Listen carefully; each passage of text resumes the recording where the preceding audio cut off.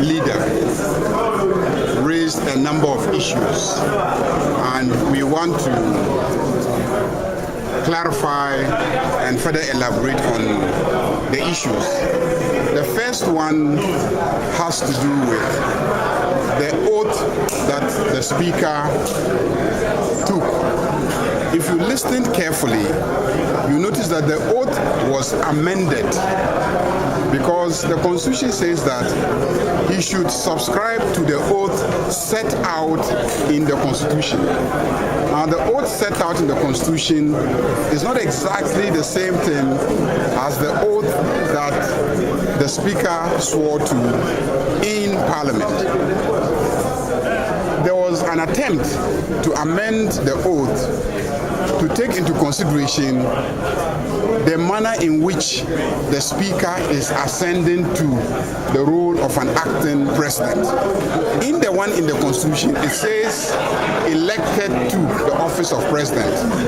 But if you listen carefully, that portion was omitted to take into consideration the procedure by which he became an acting president. So, strictly speaking, he did not subscribe to the oath set out in the Constitution. The framers of the Constitution should have foreseen that there will be three categories of people who will be taking the oath. One will be an actual president elected to the office of the president. The second will be a vice president who is taking up the job of a president when a president demises.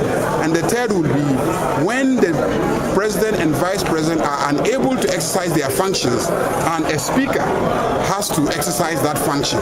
So they should have provided in the schedule three different oaths, taking into consideration these three circumstances under which the oath will be taken.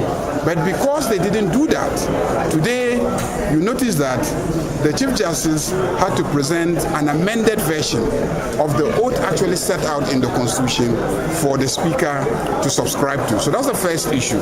The second issue that the minority leader raised is a matter that has been raised before by one Professor Stephen Asare, which went to the Supreme Court, but which we want to raise again today, that it is when the president or vice president, when both of them, the president and vice president, are unable to perform their functions, that the speaker can then take on the role of an acting president.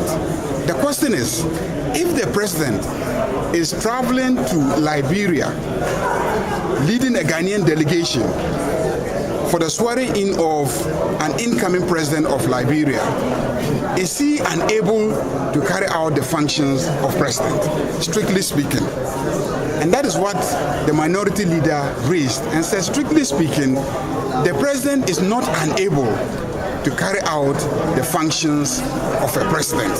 And so it is unnecessary to be swearing in the speaker to act as president during the period when he is actually carrying out the functions of a president, sitting in Liberia, leading a Ghanaian delegation in Liberia. So that is the issue that we are raising, that we should review this practice where a president is actually carrying out the function of a president elsewhere, and then we bring in a speaker to act as a president. There is a clear difference between when the president is leaving the country and should ask the vice president to act, because that is provided for in the Constitution. It is clearly provided for in the Constitution that when he is absent from the country, the vice president should act in his stead when he is outside the country. But Article 60, Clause 11 is completely different, because it says that where the president and the vice president are both unable to perform the functions of the president, the Speaker of Parliament shall perform those functions until the president or the vice president is able to perform those functions or a new president assumes office, as the case may be. Now, there are other articles dealing with absence from Ghana, which is 68. Whenever the president is absent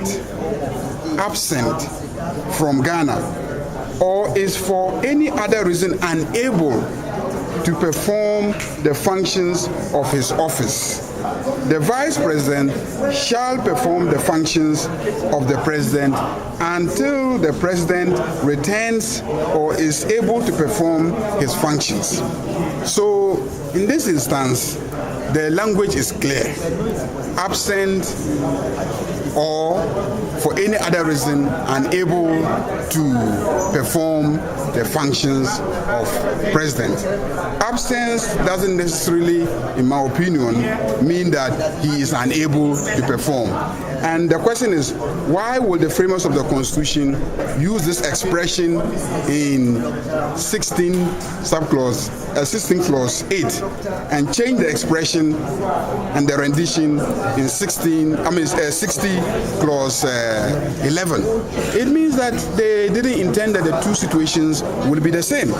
So that is why the minority leader raised that issue, that he thinks that as a country we should look at that practice and review it, because clearly the president is not unable to function as a president. He is actually functioning as a president where he is going to. So in your opinion, under what article would the Speaker take up the acting president's job, since the language stated? No, it is expressly stated. It is stated that where the president and the vice president are both unable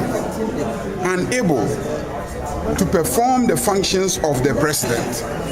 So when the two of them are unable to perform the functions of a president. So our argument is that being unable to perform the function of a president is different from being absent from the country. If you are absent from the country, in my opinion, doesn't prevent you from being able to perform the functions of a president. And you must interpret our Constitution in the light of current developments, where communication enables the president, wherever he is, even when he is airborne, to issue instructions as a president. So your opinion is that there is no need swearing in the speaker to act in that capacity? Absolutely unnecessary, because in this situation there's no need, because the president is not unable to carry out his functions as a president.